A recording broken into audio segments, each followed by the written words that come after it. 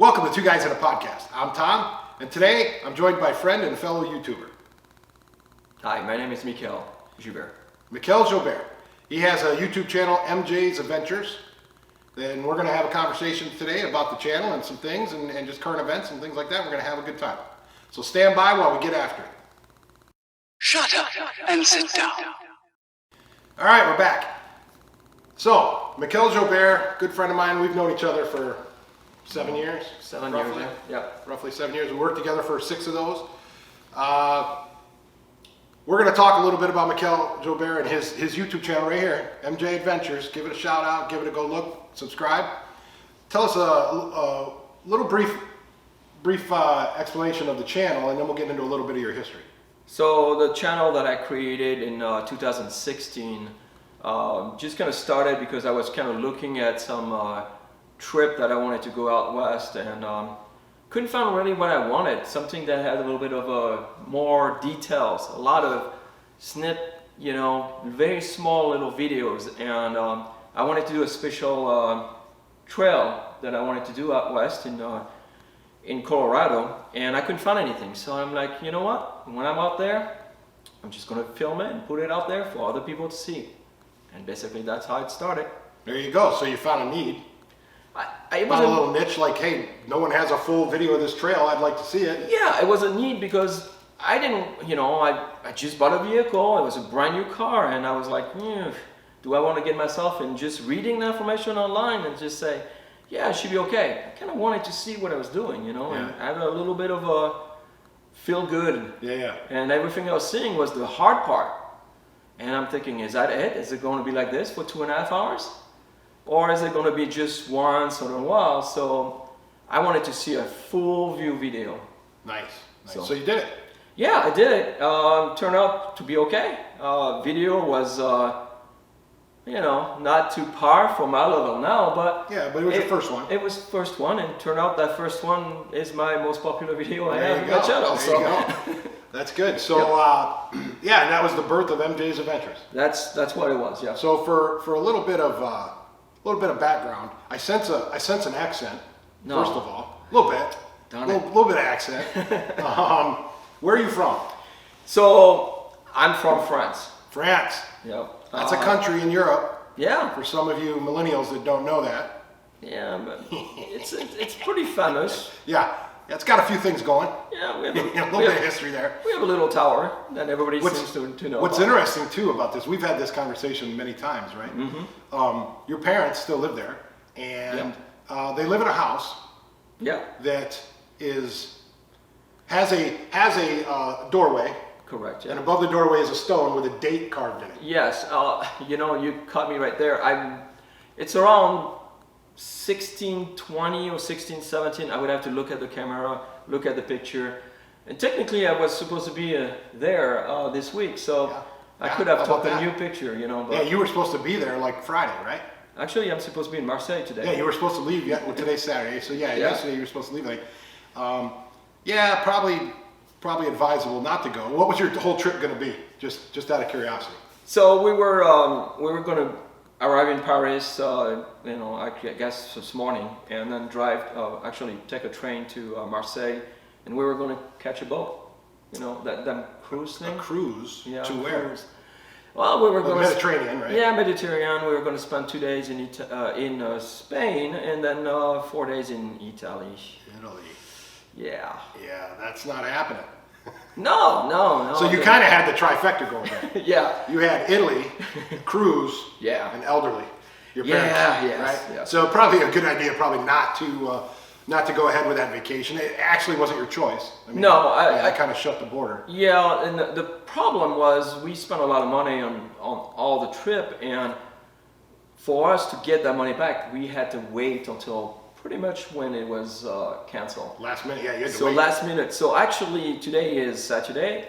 Last Wednesday morning I received an email saying that the boat was canceled, so we were going to get reimbursed. So from that point I was able to go through the proper channel to get my flight moved out and get reimbursed for the trains, reimbursed for most of the stuff. We didn't get reimbursed for everything, but it wasn't too bad of a hit. No, I think it total it comes up to like $250. Yeah, not bad. I'll take that. Yeah, when you for what you spent, yeah. Yeah. So interestingly, Mikael was going to France and a Mediterranean cruise in Italy, and I was supposed to go to Florida to Disney at the end of the month. So yes, I waited too until like 2 nights ago when Disney said we're closed, and then called and boom, they're giving me a full refund. The airline is what it is. I have because of the demand on the airlines right now, they want me to wait 72 hours before takeoff to engage them about getting a voucher for 1 year or whatever it is, right? Yeah. Because they're not gonna, I got non-refundable, so they just give you a voucher to spend the money later. Yeah. So for me, it was 48 hours before my flight starts. So Yeah, you had no choice. I got on the phone. It took me 45 minutes on the phone to get someone. The process was okay. It wasn't the greatest, but I guess because I purchased a ticket in June of 2019, and we're in 2020. I have to rebook tickets before end of June of 2020, and I can go all the way up to the end of June of 2021. So that gives us some idea of what we can do, and I'm sure we'll come up with something special.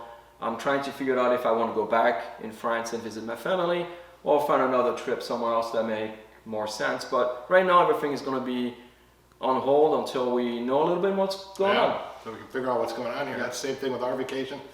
We're hoping for something in the fall maybe, but we'll just see how it all works out. So yeah, interesting. A lot of people probably are.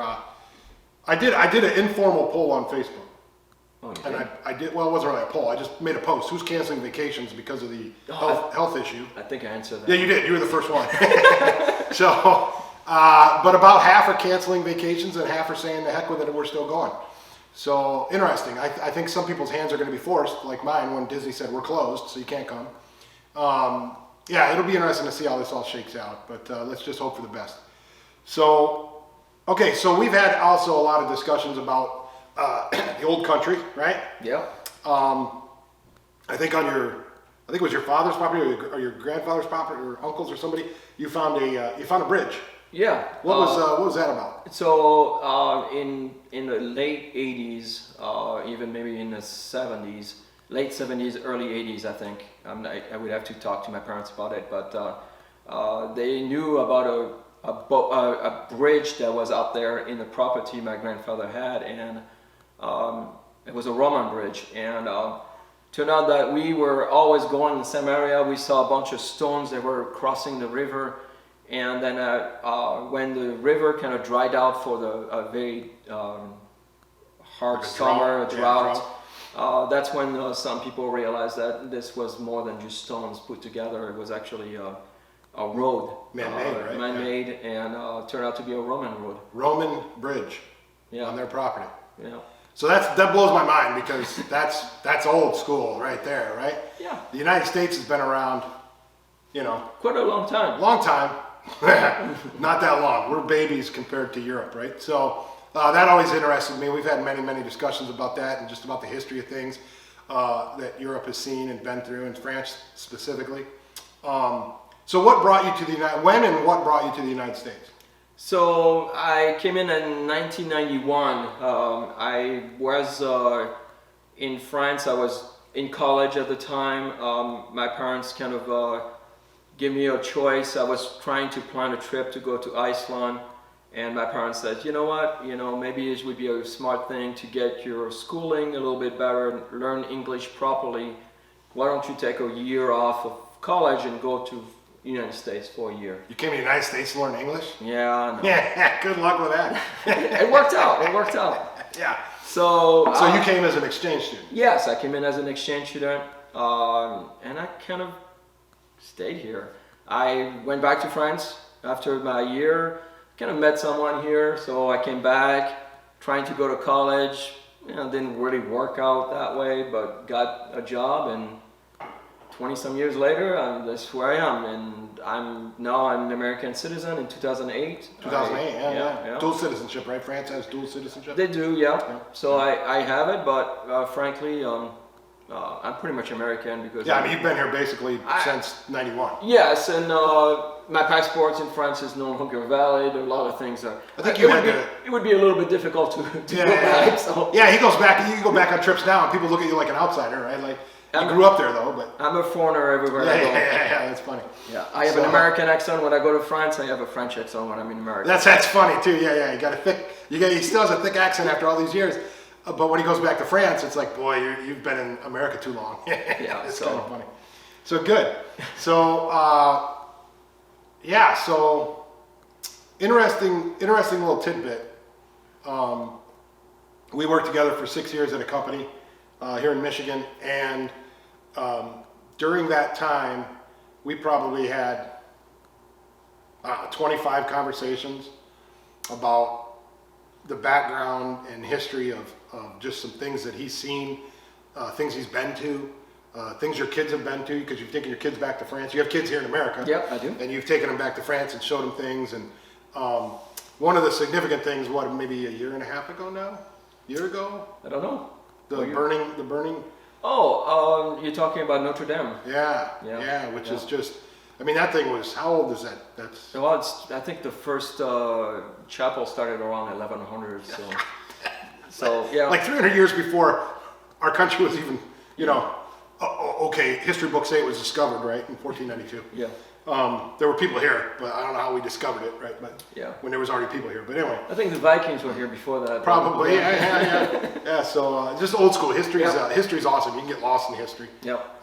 And you've actually seen, you've Normandy, and you've seen some pretty significant historical things are in Europe, let alone in France. Well, I do like to travel. So and when we travel, we try to always get as much as we can. Yeah. It costs a lot of money to travel. It's an expense that you have to really watch about where, if you want to go out and do so many things, you have to make sure you have enough finances to do this. And I have to work for my money, so I have to really make sure that we do right. So I'm trying to always find ways to make it interesting and. Well, and you try to maximize the value of every, like, if you're going somewhere, you want to learn about that area and say, okay, what do we need to go see here, right? Yep. Which is pretty cool. Yeah, and that's part of what I've been doing in the U.S. is every time we take a vacation in the U.S., we go big. Yeah. So speaking of going big, so the 6 years we worked together, Mikael would take an annual vacation, a month long. Generally, you'd save up by your vacation and go for a month. But that's what's called going big, right? So it would be it wouldn't be a lounge around just relaxing vacation. It's a month of planned, scheduled out, aggressive sightseeing and visiting and absorbing the culture and things like that. So it's pretty cool. And again, if you want to know more, because he's got a lot of videos on his YouTube channel, MJ's Adventures. Right here's the logo right there. Go look for that. Subscribe. Give him a subscribe. Really good videos out there of camping, of hiking, of gear, of canoeing or kayaking. His Jeeps, so he owns a couple Jeeps and he's gone on some Jeep trails and things like that. And so there's a lot of really good videos out there of this stuff that on his channel. So go give it a look, give him some feedback, and he's going to keep adding more. He was going to add stuff from his trip here, his cruise. So, but mostly your channel is probably more geared towards the hiking, the camping, the Jeeping, the trailing, things like that. I know recently being a couple years now, 2 years now maybe, since you went to the Grand Canyon. Yep. And what'd you do in the you did a special thing in the Grand Canyon. What'd you do? So in 2016, in July of 2016, I went through the Grand Canyon, and my wife dropped me off on the north side of the rim, and she picked me up on the south rim. How many hours later? I was planning 12 hours, it only took me 13. 13, not bad. Yes, yeah. So 13-hour hike, rim to rim it's called, right? Rim to rim, the Grand Canyon. Mm-hmm. And what's really cool about it is you filmed the whole thing. Well, pretty much the whole thing. I actually took pictures, so it's a time lapse. Yeah, it's and I had a handheld camera, and I didn't really know what I was doing. If I would have to redo this, I would have a little bit better technology, and it would be a little bit better. It's really good though. We watched it. I watched it. So it's a time lapse of the rim to rim hike, and you get to see a lot of the Grand Canyon that I'm going to guess most of you are never going to see, because it wasn't easy. No, it wasn't. Right? It wasn't easy. Yeah. But you did it. And what's interesting in the video is you'll see him pause every once in a while in the video, like stop and take a break, or you'll see other people that are paused and you take a break. And the cool thing about it is, it's when you find shade, you take a break, right? So, well, because it was July. July in the Grand Canyon. Yeah, so it was approximately 80 degrees on top of the rim. So I started at 5 o'clock in the morning, and it was already 70 degrees, and at 5 in the morning in July. And as far as you go down, the hotter it becomes. And when I reached the bottom, it was 110. Yeah. 110 is quite high when you are away from water.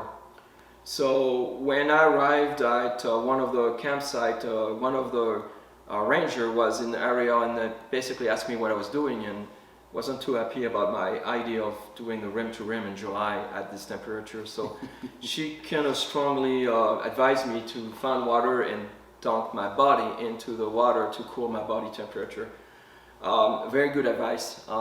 It really helped to cool my body. I arrived a few rivers.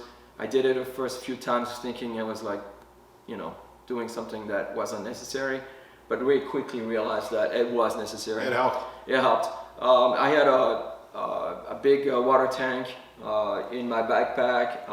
Every time I go into a campsite, I would fill up water. And a few times I came up, pulled out the water, and it was empty. So it was really important to do all that. Hydrating is huge, especially in that heat like that, and Yeah. the physical activity.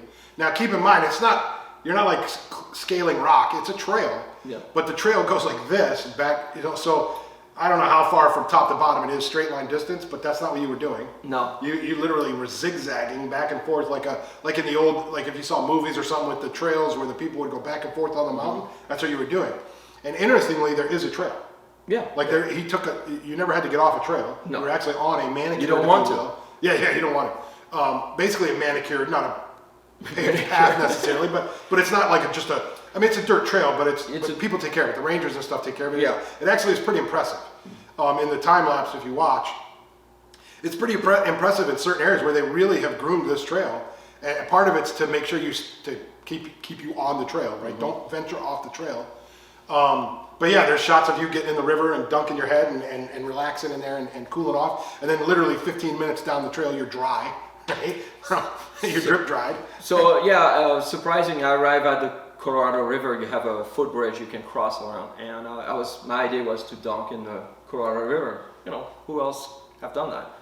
Well, when I saw how powerful the river was, I'm like, dude, I better go back to the previous river that is only like, 500 yards away. So I went back 500 yards, got myself completely wet, felt pretty good, got back up, put my gear pack up, start walking. By the time I arrived to that same bridge I was earlier, I was dry. Dry again. I was dry. 500 yards. It was really, really difficult because on the other side of the river was a south rim and no shade.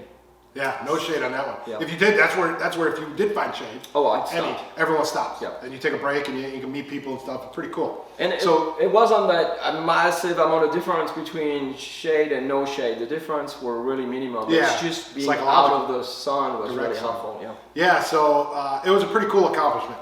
Well, thank you. Yeah, and you should really go watch it. Again, MJ's Adventures, subscribe, throw him a shout out. Watch the video. It's time lapse, all right? So it's not like you're sitting there for 13 hours watching a video. I think the whole thing is like an hour. Still. Yeah, but it's still pretty cool. Yeah. So it's worth watching, right? Along with a lot of your other videos because you've done some really cool wide range of things. You recently bought a new camper, and I think you detailed that camper on the channel. A few times, just a couple of times, I was getting questioned about what I did, and I probably should do another video where I really go in detail on it because they're only like one or two. One was a winter setup and one was a spring setup. But I probably should do a little bit more detail. I still get a lot of questions about what I did and how I did it. So I think that's something I probably need to work on. That's I think I got a couple weeks that just opened up on me. So maybe it's something I can work on. But there's a unique thing about your camper. Yeah, it's a very small camper. Yeah. It's actually the size of a queen size bed. We have basically a small little kitchenette in the front. Intech Pursue 2019, I believe, and it's quite interesting the amount of little things you can pack in that, but it's good enough for a small vehicle. So if you have a small vehicle and you're looking at something you want to use to drive around, that is not going to take a lot of money to refill up, because you have 20 some feet behind you. You only have 11, and it's really helpful. The last time we took it, we went all the way to Yellowstone and back with it, and it was like we didn't have it in the back, so it was really helpful when we arrived at Capo campsite, be able to just open up and enjoy the place. So it looks like here, while you were talking, I was looking up your channel. 2019 Intech RV Pursue yep. Flyer. Yep. And then you got a video for spring setup, winter, and then I know you got a winter, right there, winter setup. It's pretty cool. It's a two-person. You made some modifications to it. You threw some solar panels on it and Yep. some battery charging and things like that. Correct. Yeah. Pretty cool. It's got a little built-in kitchenette area. Yep. Right.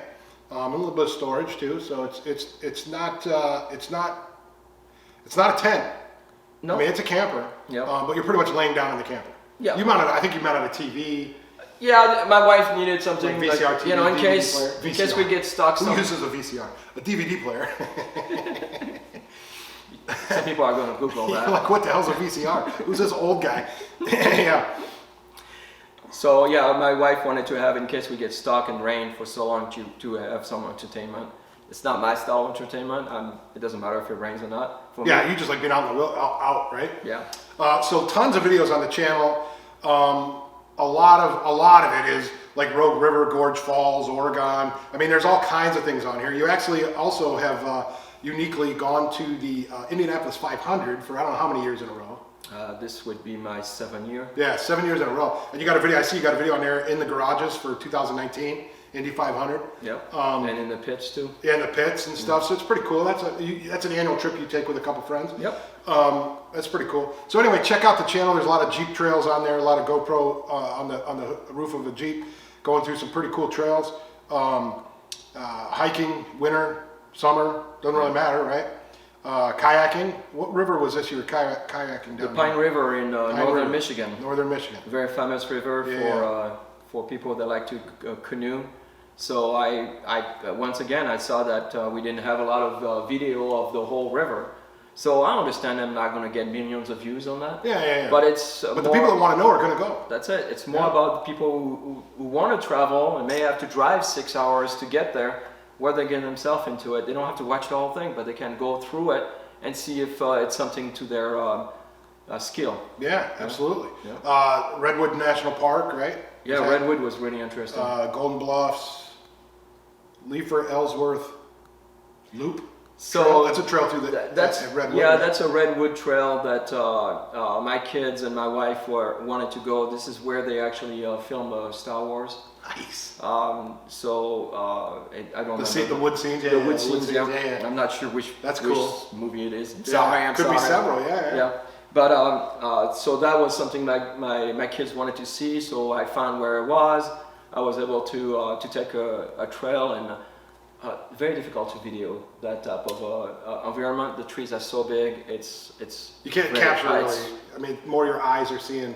The video can't capture what your eyes are seeing. Really, right? I was thinking I was doing a great job, and then when I looked at it afterward, I'm like, oh man. Well, you're comparing it to what your memory, what you saw. It's just the camera just cannot do it. Yeah. And the beauty of that is, right? Go out there if you're into this, which everyone should try to take a moment and think about our national parks and preservation of our national parks. And you got Yellowstone on here. You got Acres National Park. You got Eagle Ridge Ranch. West Yellowstone. I mean, you got a lot of Olympic National Park. Yeah, that Eagle Ridge Ranch is something that as we were in Yellowstone, my wife says, we need to do something that is special. We've been going everywhere in the park, and she's like, well, let's do something. We came up with this horse ranch that I had a 3-hour hiking in the mountains and on horseback. And I just plug in my GoPro and I just videotape the whole thing, and I just started the video, and I think I have 6 videos that can come in. You just put that out yesterday. It's point of view. It is what it is. It's cool, and what's nice about it is literally, these are places that a small portion of our population go to. And when I say small, I don't mean like nobody goes there, but 330 million people in the country, and the portion of people that go here that are lucky enough to go here, really, because it is these are beautiful places. I mean, beautiful places that we got to make sure are preserved and everything else. We have to understand that we have, basically 62 parks, and in national parks we have more about national monuments, but it's a great way of seeing what is out there that is really important for us to save. And strangely enough, a lot of our tourism that we are getting outside the country goes to them. Yeah, they're gorgeous. Old Faithful, right? You got Old Faithful in here? Yeah.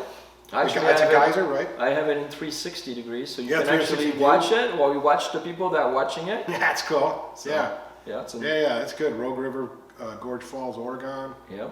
So that one was a surprise. We were, after going through Crater Lake National Park, we arrived a little bit late, and we needed to spend the night somewhere. And as we were going down the volcano side, because it is a volcano, we found this campsite, and a really primitive campsite, but we're like, hey, no big deal, it's only for the night. And the whole night I'm hearing this noise that just attracted me, but it was too late.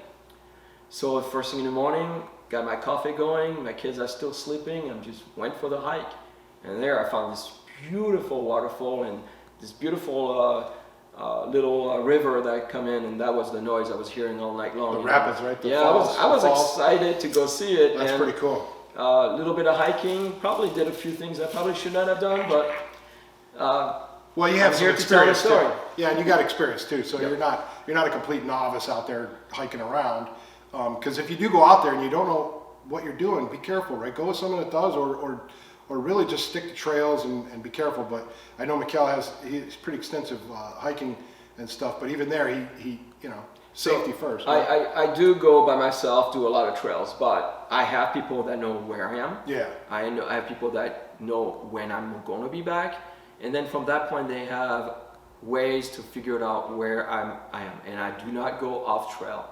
So automatically, it's very important to have a buddy system to be able to know this. So basically, last week when I was looking around my desk, I found this, what is basically my itinerary of the Grand Canyon. So my wife would have an idea where I would be at each time. So if for some reason she realized that by the end of the trail I wasn't there, she had a way of doing it. We also had two-way radio. Yeah, two-way radio is huge, right? But there's going to be some times where it doesn't work. Well, I told her the only time she could actually connect with me is around Indian Gardens, where there's basically still a good 10 miles or less than 10 miles. It's actually 7-8 miles, but it's from the end. Yeah, it's right at the end of the. You can actually see a green spot when you're on the south rim. That's Indian Garden. And she was actually, I had a red backpack, and she was able to saw me coming out of the red garden. And we talked a little bit quickly on the radio, and I told her I was an hour behind, so she felt pretty good. But she was able to actually follow through because of my red backpack. Yeah, that big red backpack. Yeah, that's good. We were kind of planning to see that, but I didn't realize she would be able to see me that far. And yeah. Actually, at the end, it really gets really hard. The last 3 miles are the hardest of the trail, and you're going zigzag and you're going up. And I got to a point where I got tired. I've been walking for quite a long time, and I stopped. I put my two poles there, my hiking poles down, and my wife started going, beep, beep. Are you okay? Okay. And I'm like, oh man. Taking a break. I'm like, yeah, I'm okay. It's but it's just. I got a stone in my shoe. It's just, I'm okay. I just need to finish. But yeah, it took the last mile and a half took an hour. Yeah. Wonder if any of that was psychological because you're getting the end. At the end, I had tears. Yeah. That's a big deal. I was really happy to see my wife. 13 hours of hiking down and then hiking back up right in the Grand Canyon. So this is a really, really good idea, right? So if you are going to go out, even if you're going in a group, plan out an itinerary and let the people that are going to kind of be knowing where you are, kind of let them follow along with it and stuff. It's a really good idea. Obviously, don't panic if you're not there at the exact minute you say you're going to be there. Correct, but yeah. Have a plan, have codes or whatever you can do. In your wife's case, she had a lot of visual on you, so she could kind of see you still moving and stuff. Yeah, and at this point, if they heard something, they would have an idea where I would be at right time and be able to go, oh, let's focus on that area. Yeah, So- exactly. Or if something happened in the canyon itself, right, and a Yeah. ranger came by, she could say, well, my husband was going to be in this area around this time, right, Yeah, kind of yeah. thing. So that's a really good idea. Yeah. So keep that in mind. That's a nice little tip there. So in the grand scheme of things, you've been here since '91. Yeah. Really taking advantage of our national parks and beauty of the country. And going around, and again, like we said earlier, right, it's not like you just grab a tent and go out in the woods, right? Like, you don't go to necessarily a public camping ground and just camp for the weekend and come home and say you've been out in nature, right? Yeah, okay, we'll give you credit for that, but you actually immerse yourself in the nature, right? Which is really awesome. And again, videos and pictures of a lot of it on his YouTube page, right? MJ's Adventures. Go check it out. Give it a like. Give it a subscribe. Really, really, really cool stuff on there. No, thank you. So really appreciate you coming by, giving us an opportunity to talk, introduce everybody on my channel to your channel, and hopefully we get some people on there to go over there and check it out. It's really cool, and obviously you can always leave questions and things for Mikael and myself included, but Mikael's more for on his channel on the hiking and canoeing and outdoors and stuff like that, gear lists, whatever it might be. Feel free to leave that on your channel, and he can get back to people. And Yeah, I have tons of people that you got a Facebook page. questions. Yeah, I have you got a Facebook page. Yeah. Same thing, MJ's Adventures. Right? Yeah, correct. So yeah, give it a like and a subscribe, and really appreciate you joining today. No, thank you. And yeah, safe travels. Well, I'm going to try to fulfill Yeah, your plans. absolutely. All right. All right, thanks for joining us today. We'll be back with more content soon. Coming at you. Appreciate you. Thanks. Thank you.